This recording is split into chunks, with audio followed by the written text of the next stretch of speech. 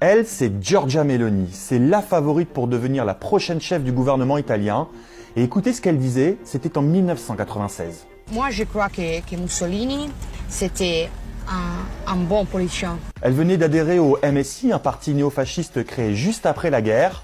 Et en 2014, lorsqu'elle reprend les rênes du parti Fratelli d'Italia, Frères d'Italie, elle reprend comme emblème la flamme du MSI. La filiation est évidente. On fait encore le salut fasciste en Italie.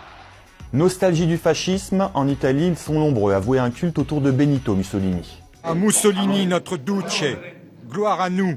1946, création du MSI, un parti néofasciste créé par des anciens partisans de Benito Mussolini. Une nostalgie toujours vivace quand sa dépouille est transférée de Milan à Predappio, son village natal. En présence de sa veuve, Donna Rachel, et de sa fille, la comtesse Ciano, on a inhumé les restes de Mussolini.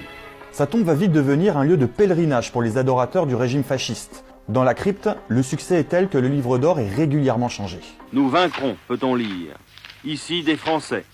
Ici la signature d'un Monsignor et brésilien. Des Allemands. Ou encore un autre qui s'appelle Benito en souvenir de Mussolini. Des cars entiers de touristes se rendent à Predappio. Devant le buste du dictateur, on se prend en photo aussi, des anciens mais aussi des jeunes. D'autres nostalgiques arborent une chemise noire, la même que celle portée par les milices fascistes du temps de Benito Mussolini. Mussolini, disons, après Dieu, enfin en Italie, c'était quelque chose de... ça n'existe plus. Un business est aussi développé autour de Mussolini.